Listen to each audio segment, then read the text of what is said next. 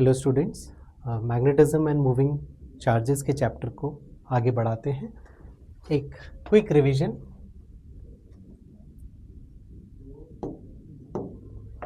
हमारा चैप्टर है magnetism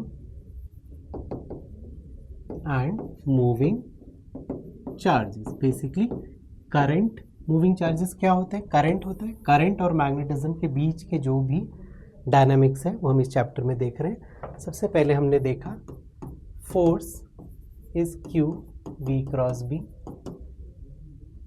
force is also equal to I L cross B. Then we saw how moving charges behave in a magnetic field motion in uniform magnetic field. So motion can be a straight line. अगर किसी moving charge का motion straight line है और उसका charge भी ना तो ये गिवन है, ना चार्ज ज़ीरो है, ना उसकी वेलोसिटी ज़ीरो है, तो इसका मतलब थीटा इज ज़ीरो और 180 डिग्री, यानी कि charge is moving along or opposite to magnetic field. अगर उसका मोशन सर्कुलर पाथ है तो आपको समझ लेना है थीटा इज 90 डिग्री, यानी कि velocity v vector is perpendicular to the magnetic field. और अगर थीटा ना तो 0 है, ना 90 है, ना 180 है, तो फिर कैसा पाथ होगा? Helical path. इन तीनों केसेस में हमको पता होना चाहिए कि कौन से केस में एंगल कितना है। हेलिकल पाथ के लिए एक और टर्म आता है pitch, and then there is time period of revolution. Circular path में radius of the revolution, time period as well as frequency, जिसको हम साइक्लोट्रॉन फ्रीक्वेंसी भी कहते हैं। इसमें भी हेलिकल पाथ का एक रेडियस आएगा। ओके, आगे हमने क्या देखा? आगे हमने देखा वी सॉ बायोट-सैवर्ट्स लॉ, और इसके दो एप्लीकेशन देखे हमने। Magnetic field due to a straight current carrying wire. तो आपको ये पता होना चाहिए, अगर एक कोई वायर है जिसमें भी लेट से करंट इस डायरेक्शन में जा रहा है, तो इसके चारों ओर जो मैग्नेटिक फील्ड होगा that will be in form of concentric circles, और जैसे जैसे दूर जाते जाएंगे ये मैग्नेटिक फील्ड कम होता जाएगा। क्यों? क्योंकि magnetic field due to straight wire is given by mu naught I by 2 pi D. What is D? D is the distance, perpendicular distance of the point जहाँ पर हमको मैग्नेटिक फील्ड निकालना है from the infinite wire. इसका second application क्या था? Magnetic field at centre of a current carrying circular loop. तो अगर एक करंट कैरिंग सर्कुलर लूप है तो इसके लेट से यहाँ करंट जा रहा है, ओके, तो इसके सेंटर पे जो मैग्नेटिक फील्ड होगा उसका वैल्यू है mu naught I by 2 R, and what is R? R is the radius of the loop. तो ये हमने देखा इसके एप्लीकेशन। बायोट-सैवर्ट लॉ का आप लोग को फॉर्मूला भी बताया था, mu naught by 4 pi dot I DL cross R by R cube. Okay, so अब हम आगे चलते हैं। दो डायग्राम आपको मैंने अभी अभी दिखाए, current carrying straight wire and current carrying loop. ये दोनों के डायग्राम आपको पता होनी चाहिए, they are very important. Class 10th की बुक में एक ऐसा डायग्राम है, this also you should know. मान लीजिए करंट कैरिंग वायर है, ये पीस ऑफ पेपर है, इसमें लेट से एक करंट कैरिंग वायर जा रहा है थ्रू दिस, तो इसके अगर इसके इस पेपर पे हमने आयरन फिलिंग्स रखी है और जेंटली टैप करेंगे तो this will be this is the pattern of iron filings. ये जो छोटे छोटे डॉट दिख रहे हैं ये क्या है, आयरन फिलिंग्स हैं, और ये क्या है, पेपर है। सेम केस में अगर हमारा पेपर में हम एक सेमी सर्कुलर वायर यहाँ से ले गए,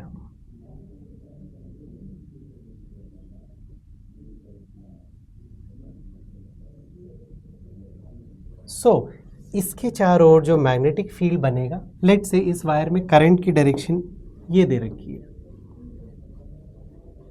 तो मैंने आपको पहले भी बताया था जिस सेंस में करंट जा रहा है अपने हाथ का कर्ल ऐसे करिए तो thumb will give you the direction of magnetic field. तो अगेन इसके चारों ओर आपको मैग्नेटिक फील्ड कैसे बनाना है,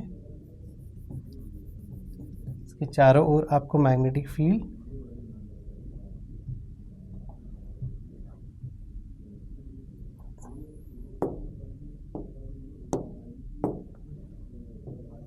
इस तरीके से बनाना है। ये कुछ आपको एकदम पता होनी चाहिए। बीच में ध्यान रखिएगा there is a straight line and again in दोनों वायर्स, ये जो रेड वायर है इसके चारों ओर मैग्नेटिक फील्ड ऐसा रहेगा एंड डायरेक्शन क्या होगा, इस केस में डायरेक्शन ये है।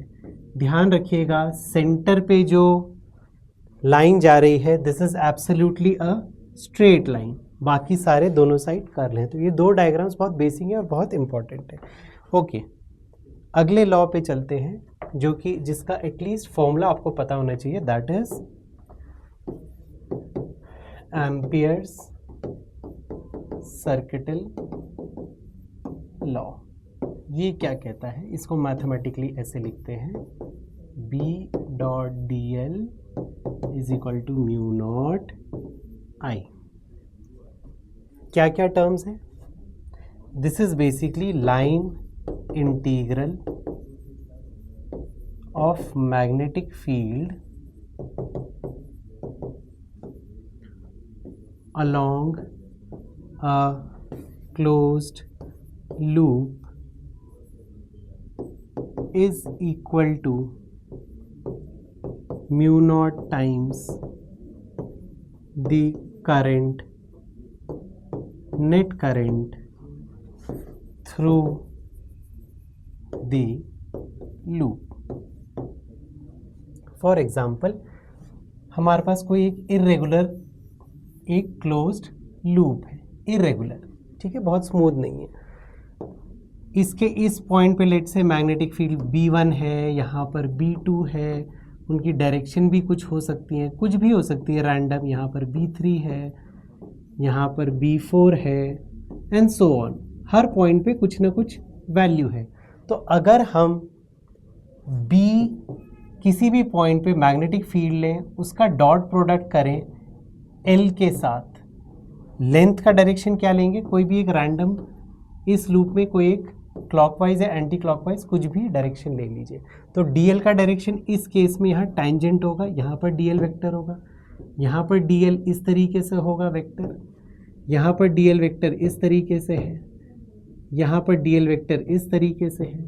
तो जब इस पूरे लूप में हम B डॉट DL को इंटीग्रेट करेंगे तो this will come out to be mu naught I. और आई क्या है, फॉर एग्जाम्पल मान लीजिए इस लूप में यहाँ पर एक करंट एंटर कर रहा है I1, यहाँ पर करंट एंटर कर रहा है I2, यहाँ पर करंट एंटर कर रहा है I3, यहाँ पर एंटर कर रहा है I4, और दो जगह से एग्जिट भी कर रहे हैं, यहाँ से लेट से I5 I6। तो हम लोग क्या लिखेंगे, हम लोग लिखेंगे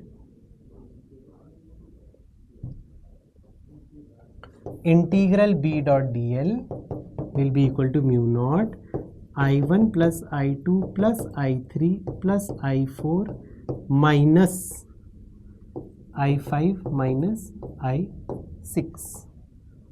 इस तरीके से हम लोग इस लॉ को लिखते हैं। सो इतना ही जानना सफिशिएंट है कि मान लीजिए अगर एग्ज़ाम में एक क्वेश्चन आ गया, विच of the following is correct, एक लूप दे दिया है ऐसा,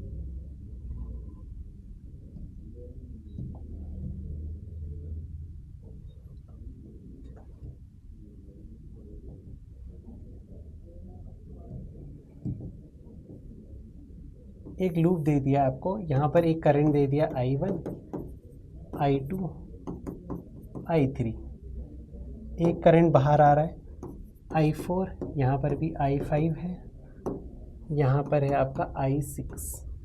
ठीक है, इन्होंने पूछा है which of the following is correct for the given loop, integral b dot dl is equal to mu naught I, where I is, अब ऑप्शन दे दिए हैं आपको, A option I1 plus I2 plus I3, B option I1 plus I2 plus I3 minus या plus I5 या plus I6, C दे दिया I1 plus I2 plus I3 plus I6 minus I4 minus I5, और चौथा दे दिया I1 plus I2 plus I3 minus I4। तो हमको हमेशा याद रखना है एम्पियर सर्किटल लॉ में ये I क्या होगा, करंट, ये जो लूप लिया है हमने उसके अंदर जितना करंट आ रहा है या बाहर जा रहा है उसका नेट सम। तो तीन करंट इस लूप के अंदर हैं, तो इन तीनों करंट को हम इन्वॉल्व करेंगे इस I में, तीनों अंदर की तरफ जा रहे हैं। तो आप स्ट्रेट अवे देख लीजिए I1 प्लस I2 I3 लिख लीजिए, और एक करंट बाहर की तरफ आ रहा है I4, तो यहाँ पर क्या आएगा -4, this will be the correct answer. जितने भी करंट्स इस लूप के बाहर हैं I5 और I6, हमको इन करंट्स को इस एक्सप्रेशन में लाने की ज़रूरत नहीं है। कुछ कुछ गॉस लॉ की तरह, गॉस लॉ में जितने भी चार्जेस बाहर होते हैं वो integral E dot D S is equal to Q by epsilon naught में नहीं आते। जो भी चार्जेस बाहर थे, याद करिए जितने चार्जेस बाहर प्रेजेंट हैं वो इस क्यू में नहीं आते। ओके,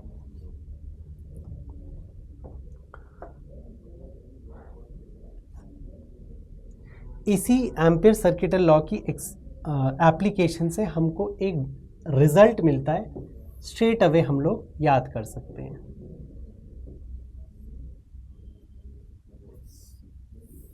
अच्छा, एक बात आप समझिएगा, जब भी मैं डॉटेड बनाऊंगा यहाँ पर, that means this is behind the plane of the board.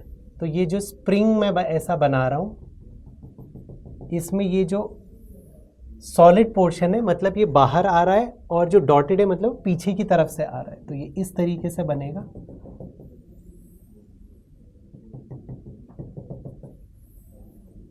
तो आप देख रहे हैं इस टाइप की शेप को हम क्या कहते हैं, solenoid. This shape is known as solenoid. जैसे स्प्रिंग होता है, पेन के आगे जो स्प्रिंग होता है, उस शेप को हम क्या कहते हैं, सोलेनॉइड।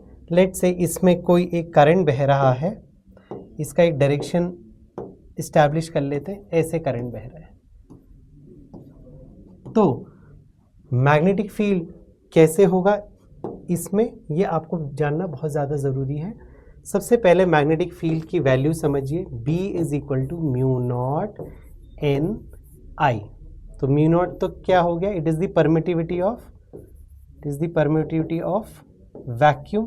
वैक्यूम क्यों, क्योंकि अभी इस सोलेनॉइड के अंदर, इस स्प्रिंग वाली शेप के अंदर क्या रखा है हमने, सिर्फ एयर रखा है, vacuum. What is N, N is the number of turns per unit length, और आई क्या आ रहा है, I is the magnitude of current which is flowing through this solenoid.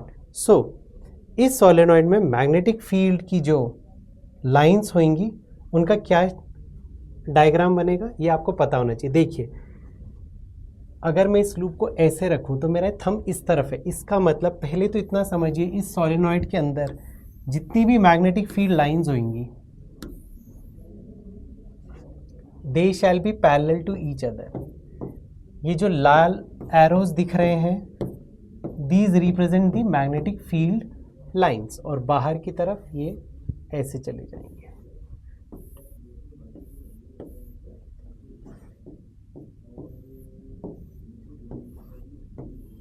Okay, what is the ideal solenoid?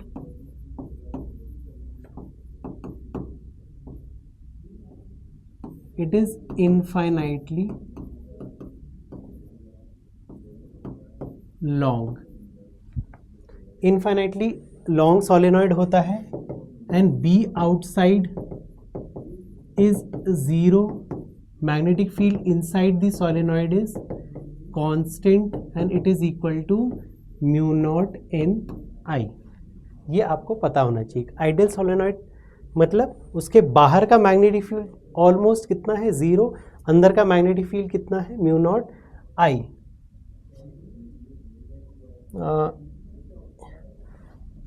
इसको हम हटा सकते हैं for an ideal solenoid.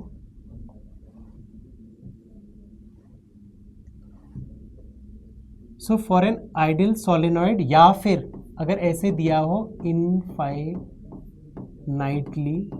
Long, दोनों में से कुछ भी आ गया तो आपको एक ही चीज समझनी है, बाहर का मैग्नेटिक फील्ड कितना है, जीरो, और अंदर का मैग्नेटिक फील्ड कितना है, म्यू नॉट एन आई। ये फॉर्मूला आपको याद रखना है।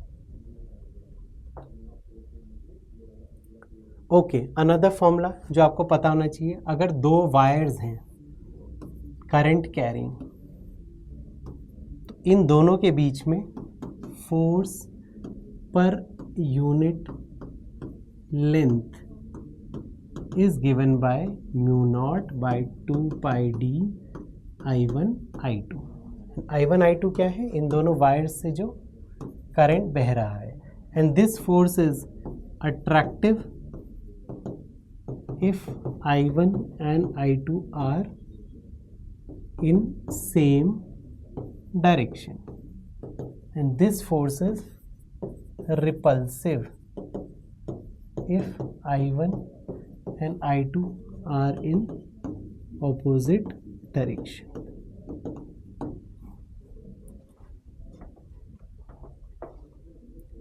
Okay, अब एक और चीज हम लोग समझते हैं, there is something known as dipole moment. There is something known as dipole moment. तो ये कोई नया टर्म नहीं है, आप लोग ने ये टर्म सुना है, लेकिन कहाँ सुना था, इलेक्ट्रोस्टैटिक्स में। इलेक्ट्रोस्टैटिक्स में अगर आपको याद हो, दो चार्जेस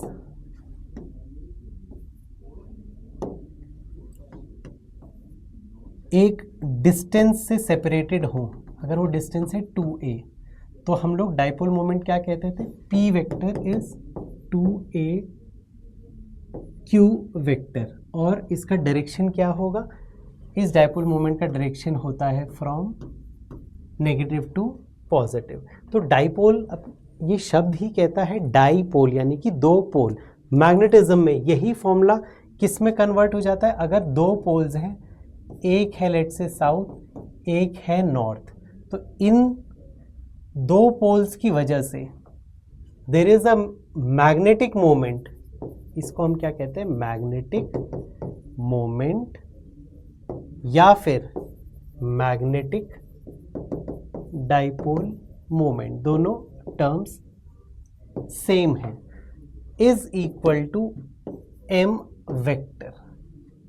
सिंबल क्या है, m वेक्टर, यहां पर क्या सिंबल था, p वेक्टर। अब फिलहाल के लिए हम लोग मैग्नेटिक पोल साउथ और नॉर्थ के लिए अभी डील नहीं करेंगे, अभी हम लोग समझते हैं अ current carrying loop behaves like a magnetic dipole having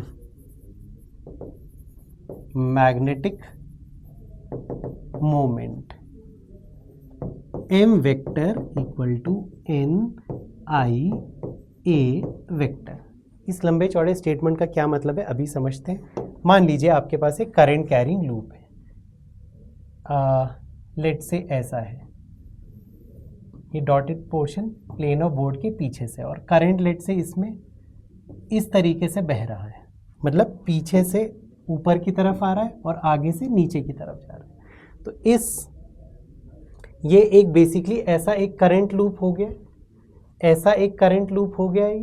तो इसमें अगर हम अपने फिंगर्स करें तो इसका मतलब मैग्नेटिक फील्ड की डायरेक्शन क्या हो जाएगी, this will be the direction of magnetic field. And ये लूप एक छोटे से मैग्नेटिक डाइपोल की तरह बिहेव करेगा, जिसका कि मैग्नेटिक मोमेंट कितना है, NIA। What is N? N is the number of turns, I very simple, it is the current, A it is the area vector, यानी कि एरिया अलॉन्ग विद डायरेक्शन। तो एक ही लूप है तो n कितना हो जाएगा 1, करंट की वैल्यू हम रखेंगे, and A vector stands for area vector. इसको थोड़ा सा और इलैबोरेट करते हैं। मान लीजिए 5 टर्न्स हैं, 4 5 टर्न्स रखे हुए हैं, और हर टर्न में कितना करंट बह रहा है, I। अगर इन 5 टर्न्स वाले लूप का हमसे मैग्नेटिक मोमेंट पूछा तो हम बोलेंगे M vector is equal to NIA vector, यानी कि 5, लेट से इसमें करंट बह रहा है 2 एम्पियर, इंटू ट्वाइस, एंड इसका मान लीजिए एरिया दिया हुआ है, area is let say 1 metre square, it will be 1, यानी कि 10 ampere metre square, and direction is outward. Outward क्यों? क्योंकि इस करंट लूप को अगर हम इस तरीके से अपनी फिंगर्स कर्ल करेंगे तो हमारा थंब बाहर की तरफ है। सो this is the value of magnetic moment of this loop. Okay, तो ये बात क्लियर हो जानी चाहिए कि magnetic dipole is nothing but a current carrying loop. Magnetic dipole is a current carrying loop. बस किसी भी लूप में लूप होना चाहिए, उसमें करंट बह रहा है तो वो किसकी तरह बिहेव करेगा, मैग्नेटिक डाइपोल। एक एंड उसका नॉर्थ होगा, एक face, 1 face is equal to north, 1 face equal to south. तो नॉर्थ साउथ मिल गया। अब कौन सा फेस नॉर्थ है और कौन सा फेस साउथ है अभी देखते हैं। तो there is a rule known as clock face rule. कुछ भी नहीं, ये एक शॉर्टकट है पता करने का कि कौन सा फेस नॉर्थ होगा और कौन सा साउथ होगा। लेट से this is a current carrying wire, current ऐसे जा रहा है, ठीक है, यहाँ से गया इधर गया और फिर इधर गया, एंड लेट से सेम वायर में करंट का हम डायरेक्शन रिवर्स कर देते हैं, करंट ऐसे जा रहा है। तो इतना ध्यान रखिएगा। अभी आप लोग इस तरफ व्यू कर रहे हैं तो आपको ये करंट कैसा दिख रहा है, क्लॉकवाइज जाते हुए। सो रिमेंबर, अगर आपको इधर से देखते हुए करंट इस फेस में क्लॉकवाइज दिख रहा है तो ये वाला फेस कैसा हो जाएगा, this will behave like a south pole, right. ये जो एरोज हैं आप देख रहे हैं, ये एरो बेसिकली क्लॉकवाइज घूम रहे हैं, तो क्लॉकवाइज में साउथ पोल रहेगा और एंटी क्लॉकवाइज में ये जो 2 एरोज हैं क्या ये मिलके एंटी क्लॉकवाइज बन रहा है, तो इसका मतलब ये फेस क्या हमको दिख रहा है, नॉर्थ पोल। सो इसलिए अगर आपको हवा में, लेट से मैं एक ये बना रहा हूँ, एक ये करंट कैरिंग लूप है और इसमें करंट लेट से क्लॉकवाइज जा रहा है, तो क्लॉकवाइज का क्या मतलब है, ये वाला फेस इस लूप के, हर लूप के 2 फेस होंगे। लूप मीन्स अ प्लेनर फिगर। तो इमेजिन करिए अगर ये लूप ऐसे घूम रहा है, इधर से देखते हुए, आपकी तरफ से देखते हुए आपको ये लूप कैसा दिख रहा है, क्लॉकवाइज। तो समझ लेना इस लूप का ये वाला फेस साउथ है और पीछे वाला फेस क्या है, north. So this is how we determine which face acts as north and which face acts at south. तो इसका एक और एप्लीकेशन देख लेते हैं। मान लीजिए सोलेनॉइड है, एक क्वेश्चन आ गया, सोलेनॉइड दिया हुआ है,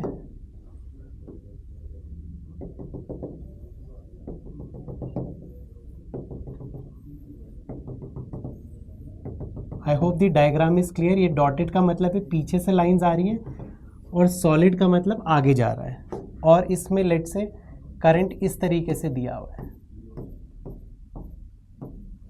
पूछा है and they have given this end as A, this end as B, which end acts as north pole. ये क्वेश्चन पूछा है। तो बहुत ही सिंपल है, दो तरीके इस क्वेश्चन को सॉल्व करने का। या तो आप क्लॉक फेज रूल अप्लाई करिए, तो क्लॉक फेज रूल अप्लाई करेंगे तो एक बार जरा बी की तरफ से देखने की कोशिश करिए, आपको करंट कैसा लगेगा। इस तरफ से देखिए तो आपको दिखेगा कि करंट ऐसे घूम रहा है, यानी कि क्लॉकवाइज। तो from B current seems to be in clockwise sense, therefore B acts as south and A acts as north। B south की तरह होगा और A नॉर्थ होगा। तो साउथ का मतलब B की तरफ मैग्नेटिक लाइंस क्या होंगी, एंटर, और A के एंड से मैग्नेटिक फील्ड लाइंस क्या हो जाएंगी, एग्जिट। इसी क्वेश्चन को करने का दूसरा तरीका क्या है, यूजिंग योर राइट हैंड। अभी अभी हमने देखा, अपने राइट हैंड को करंट की डायरेक्शन में घुमाइए, राइट हैंड की फिंगर्स को, तो करंट ऐसे घूम रहा है, ऐसे घूम रहा है। तो this thumb give you the direction of B. तो इससे भी हमको दिख रहा है direction of magnetic field is into B and out of A, therefore B is south and A is north। इस तरीके से हमने सोलेनॉइड के एंड्स की पोलैरिटी डिटरमाइन करी, कौन सा एंड किस पोल की तरह एक्ट कर रहा है। ओके, अब डाइपोल मोमेंट की अगर बात हुई है तो आपको याद होगा इलेक्ट्रोस्टैटिक्स में torque was P cross E and potential energy was minus P dot E, and dipole के एक्सिस पे, ऑन एक्सिस, इलेक्ट्रिक फील्ड कितना था, 2kP by r cube, and perpendicular to axis electric field कितना था, kP by r cube, which is 2 4 pi epsilon naught P by r cube, यानी कि अब बहुत ही सिंपल है। इसी तरीके से सेम फॉर्मूले आपके मैग्नेटिज्म में भी चलेंगे। तो मैग्नेटिज्म में अगर किसी मैग्नेटिक डाइपोल को आपने एक्सटर्नल मैग्नेटिक फील्ड में रखा है तो उस पर टॉर्क कितना लगेगा, P। इलेक्ट्रोस्टैटिक्स में डाइपोल मोमेंट का सिंबल क्या था, P। मैग्नेटिज्म में डाइपोल मोमेंट का सिंबल क्या है, M। तो ये हो जाएगा M क्रॉस B। यहाँ पर इलेक्ट्रिक फील्ड होता था, मैग्नेटिज्म में मैग्नेटिक फील्ड होता है। यहाँ पर पोटेंशियल एनर्जी हो जाएगी minus M dot B on axis. अब थोड़ा सा आपको समझना है इस बात को, P कन्वर्ट हो जाता है M में, E कन्वर्ट हो जाता है B में, 1 by एप्सिलॉन नॉट कन्वर्ट हो जाता है म्यू नॉट में। तो यहाँ पर 1 by एप्सिलॉन नॉट को आप करेंगे तो ये क्या बन जाएगा, 2 by 4 pi mu naught M by r cube. And perpendicular to axis पे आपका मैग्नेटिक फील्ड कितना हो जाएगा, म्यू नॉट बाय 4 पाई